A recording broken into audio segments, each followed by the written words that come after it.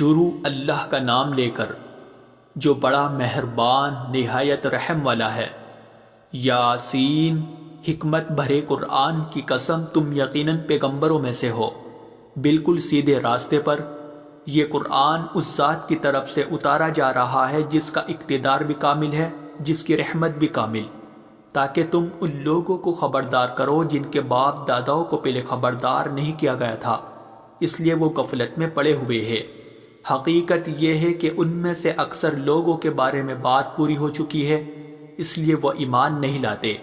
ہم نے ان کے گلوں میں توق ڈال رکھے ہیں جو ٹھوڑیوں تک پہنچے ہوئے ہیں، اور اس وجہ سے ان کے سر اوپر کو اٹھیرے گئے ہیں، اور ہم نے ایک آڑ ان کے آگے کھڑی کر دی ہے اور ایک آڑ ان کے پیچھے کھڑی کر دی ہے، اور اس طرح انہیں ہر طرف سے ڈھانک لیا ہے، جس کے نتیجے میں انہیں کچھ سجائی نہیں دیتا۔ اور ان کے لیے دونوں باتیں برابر ہے، چاہے تم انہیں خبردار کرو یا خبردار نہ کرو، وہ ایمان نہیں لائے گے۔ تم تو صرف ایسے شخص کو خبردار کر سکتے ہو جو نصیحت پر چلے اور خدا رحمان کو دیکھے بغیر اس سے ڈرے، چنانچہ ایسے شخص کو تم مغفرت اور باعزت اجر کی خوشخبری سنا دو۔ یقیناً ہم ہی مردوں کو زندہ کریں گے، اور جو کچھ عمل انہوں نے آگے بھیجے ہیں ہم ان کو بھی لکھتے جاتے ہیں، اور ان کے کاموں کی جو اثرات ہیں ان کو بھی، اور ہم نے ایک واضح کتاب میں ہر چیز کا احاطہ کر رکھا ہے۔ اور اے پیغمبر، تم ان کے سامنے ایک بستی والوں کی مثال پیش کرو جب ان کے پاس رسول آئے تھے۔ جب ہم نے ان کے پاس شروع میں 2 رسول بھیجے تو انہوں نے دونوں کو جھٹلا دیا، پھر ہم نے ایک تیسرے کے ذریعے ان کی تائید کی،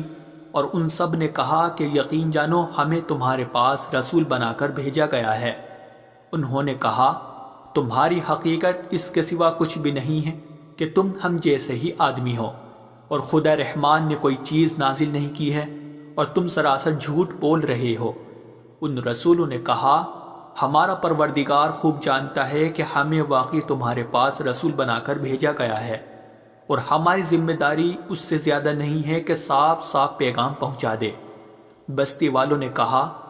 ہم نے تو تمہارے اندر نحوست محسوس کی ہے، یقین جانو اگر تم باز نہ آئے تو ہم تم پر پتھر برسائے گی اور ہمارے ہاتھوں تمہیں بڑی دردناک سزا ملے گی۔ رسولوں نے کہا تمہاری نحوست خود تمہارے ساتھ لگی ہوئی ہے، کیا یہ باتیں اس لیے کر رہے ہو کہ تمہیں نصیحت کی بات پہنچائی گئی ہے؟ اصل بات یہ ہے کہ تم خود حد سے گزرے ہوئے لوگ ہو۔ اور شہر کے پلے علاقے سے ایک شخص دوڑتا ہوا آیا،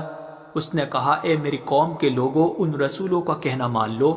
ان لوگوں کا کہنا مان لو جو تم سے کوئی اجرت نہیں مانگ رہے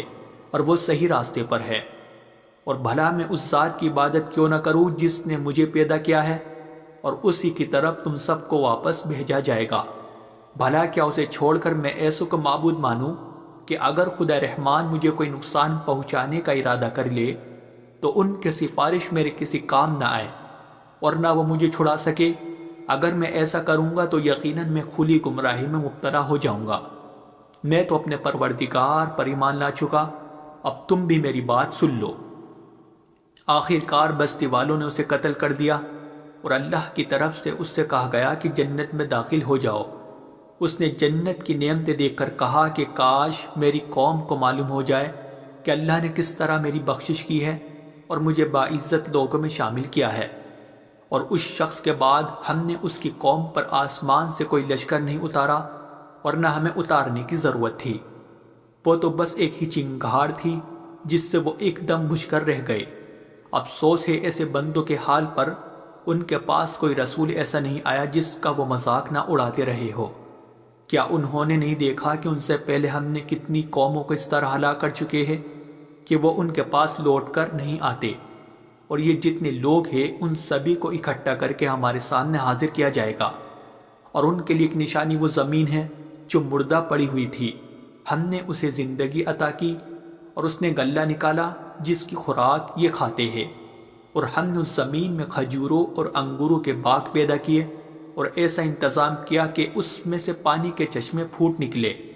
تاکہ یہ اس کی پیداوار میں سے کھائے، حالانکہ اس کو ان کے ہاتھوں نے نہیں بنایا تھا۔ کیا پھر بھی یہ شکر نہیں کریں گے؟ پاک ہے وہ ذات جس نے ہر چیز کے جوڑے جوڑے پیدا کیے ہیں، اس پیداوار کے بھی جو زمین اگاتی ہے اور خود ان انسانوں کے بھی اور ان چیزوں کی بھی جنہیں یہ لوگ ابھی جانتے تک نہیں ہیں، اور ان کے لیے ایک اور نشانی رات ہے، ہم اس پر سے دن کا چھلکا اتار لیتے ہیں تو وہ یکایک اندھیرے میں رہ جاتے ہیں اور سورج اپنے ٹھکانے کی طرف چلا جا رہا ہے۔ یہ سب اس ذات کا مقرر کیا ہوا نظام ہے جس کا اقتدار بھی کامل ہے، جس کا علم بھی کامل، اور چاند ہے کہ ہم نے اس کی منزل تاب تول کر مقرر کر دی ہے، یہاں تک کہ وہ جب ان منزلوں کے دورے سے لوٹ کر آتا ہے تو کھجور کی پرانی ٹہنی کی طرح پتلا ہو کر رہ جاتا ہے۔ نہ تو سورج کی مجال ہے کہ وہ چاند کو جا پکڑے اور نہ رات دن سے آگے نکل سکتی ہے، اور یہ سب اپنے اپنے مدار، اور ان کے لیے ایک اور نشان یہ ہے کہ ہم نے ان کی اولاد کو بھری ہوئی کشتی میں سوار کیا،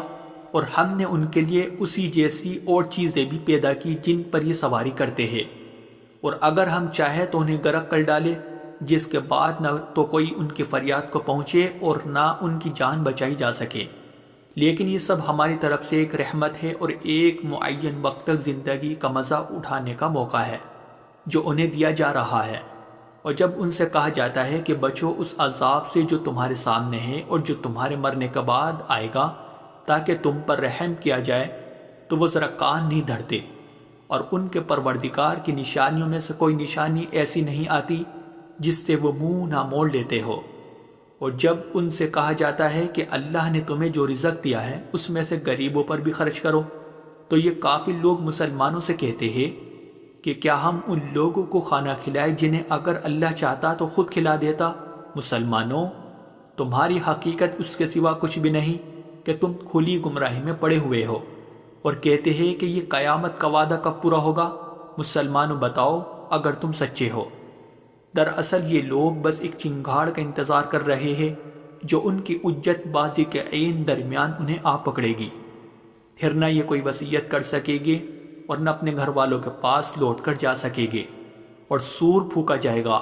تو یکایک اپنی قبروں سے نکل کر اپنے پروردگار کی طرف تیزی سے روانہ ہو جائے گے، کہے گے کہ ہائے ہماری کم بختی، ہمیں کس نے ہمارے مرکز سے اٹھا کھڑا کیا ہے؟ جواب ملے گا کہ یہ وہی چیز ہے جس کا خدا رحمان نے وعدہ کیا تھا اور پیغمبروں نے سچی بات کہی تھی، اور کچھ نہیں، بس ایک زور کی آواز ہوگی جس کے بعد یہ سب کے سب ہمارے سامنے حاضر کر دیے جائیں گے۔ چنانچہ اس دن کسی شخص پر کوئی ظلم نہیں ہوگا اور تمہیں کسی اور چیز کا نہیں، بلکہ انہی کاموں کا بدلہ ملے گا جو تم کیا کرتے تھے۔ جنت والے لوگ اس دن یقیناً اپنے مشغلے میں مگن ہوگے، اور وہ ان کی بیویاں گھنے سایوں میں آرام دانشتوں پر ٹیک لگائے ہوئے ہوگے۔ وہاں ان کے لیے میوے ہوگے اور انہیں ہر وہ چیز ملے گی جو وہ منگوائے گے۔ رحمت والے پروردگار کی طرف سے انہیں سلام کہا جائے گا، اور کافروں سے کہا جائے گا کہ اے مجرموں، آج تم مومنوں سے الگ ہو جاؤ۔ اے آدم کے بیٹو، کیا میں نے تمہیں یہ تاکید نہیں کر دی تھی کہ تم شیطان کی عبادت نہ کرنا، وہ تمہارا کھلا دشمن ہے، اور یہ کہ تم میری عبادت کرنا، یہی سیدھا راستہ ہے۔ اور حقیقت یہ ہے کہ شیطان نے تم میں سے ایک بڑی خلقت کو گمراہ کر ڈالا، تو کیا تم سمجھتے نہیں تھے؟ یہ ہے وہ جہنم جس سے تمہیں ڈرایا جاتا تھا، آج اس میں داخل ہو جاؤ کیونکہ تم کفر کیا کرتے تھے۔ آج کے دن ہم ان کے منہ پر مہر لگا دیں گے، اور ان کے ہاتھ ہم سے بات کریں گے، اور ان کے پاؤں گواہی دیں گے کہ وہ کیا کمائی کیا کرتے تھے۔ اور اگر ہم چاہیں تو یہی دنیا میں ان کی آنکھیں مل یا میٹ کر دیں، پھر یہ راستے کی تلاش میں بھاگے پھرے، لیکن انہیں کہاں کچھ سجا، اور اگر ہم چاہیں تو ان کی اپنی جگہ پر بیٹھے بیٹھے ان کی صورتیں اس طرح مسخ کر دے کہ یہ نہ آگے بڑھ سکے اور نہ پیچھے لوٹ سکے۔ اور ہم جس شخص کو لمبی عمر دیتے ہیں اسے تخلیقی اعتبار سے الٹ ہی دیتے ہیں، کیا پھر بھی انہیں عقل نہیں آتی؟ اور ہم نے اپنے ان پیغمبروں کو نہ شاعری سکھائی ہے اور نہ وہ ان کے شایان شان ہیں، یہ تو بس ایک نصیحت کی بات ہے، اور ایسا قرآن جو حقیقت کو کھول کھول کر بیان کرتا ہے تاکہ ہر اس شخص کو خبردار کرے جو زندہ ہو، اور تاکہ کفر کرنے والوں پر حجت پوری ہو جائے۔ اور کیا انہوں نے یہ نہیں دیکھا کہ ہم نے اپنے ہاتھوں کی بنائی ہوئی چیزوں میں سے ان کے لیے موشی پیدا کیے، اور یہ ان کے مالک بنے ہوئے ہیں، اور ہم نے ان موشیوں کو ان کے قابو میں دے دیا ہے، چنانچہ ان میں سے کچھ وہ ہے جو ان کی سواری بنے ہوئے ہیں، اور کچھ وہ ہے جنہیں یہ کھاتے ہیں۔ نیز ان کو ان موشیوں سے اور بھی فائدہ حاصل ہوتے ہیں اور پینے کی چیزیں ملتی ہے۔ کیا پھر بھی یہ شکر نہیں بجا لائے گے؟ اور انہوں نے اللہ کو چھوڑ کر اس امید پر دوسرے خدا بنا رکھے ہیں کہ انہیں ان سے مدد ملے، حالانکہ ان میں یہ طاقت ہی نہیں ہے کہ ان کی مدد کر سکے، بلکہ وہ ان کے لیے ایک ایسا مخالف لشکر بنے گے جسے قیامت میں ان کے سامنے حاضر کر لیا جائے گا۔ غرض اے پیغمبر، ان کی باتیں تمہیں رنجیدہ نہ کریں، یقین جانو ہمیں سب معلوم ہے کہ یہ کیا کچھ چھپاتے اور کیا کچھ ظاہر کرتے ہیں۔ اور کیا انسان نے یہ نہیں دیکھا کہ ہم نے اسے نطفے سے پیدا کیا تھا، پھر اچانک وہ کھلم کھلا جھگڑا کرنے والا بن گیا۔ ہمارے بارے میں تو وہ باتیں بناتا ہے اور خود اپنی پیدائش کو بھلا بیٹھا ہے، کہتا ہے کہ ان ہڈیوں کو کون زندگی دے گا جب کہ وہ گل چکی ہوگی۔ کہہ دو کہ ان کو وہی زندگی دے گا جس نے انہیں پہلی بار پیدا کیا تھا، اور وہ پیدا کرنے کا ہر کام جانتا ہے۔ وہی ہے جس نے تمہارے لیے سرسبز درخت سے آگ پیدا کر دی ہے، پھر تم ذرا سی دیر میں اس سے سلگانے کا کام لیتے ہو۔ بھلا جس ذات نے آسمانوں اور زمین کو پیدا کیا ہے، کیا وہ اس بات پر قادر نہیں ہے کہ ان جیسوں کو دوبارہ پیدا کر سکے؟ کیوں نہیں، جبکہ وہ سب کچھ پیدا کرنے کی پوری مہرت رکھتا ہے۔ اس کا معاملہ تو یہ ہے کہ جب وہ کسی چیز کا ارادہ کر لے تو صرف اتنا کہتا ہے کہ ہو جا، بس وہ ہو جاتی ہے۔ غرض پاک ہے وہ ذات جس کے ہاتھ میں ہر چیز کی حکومت ہے، اور اسی کی طرف تم سب کو آخر کار لے جایا جائے۔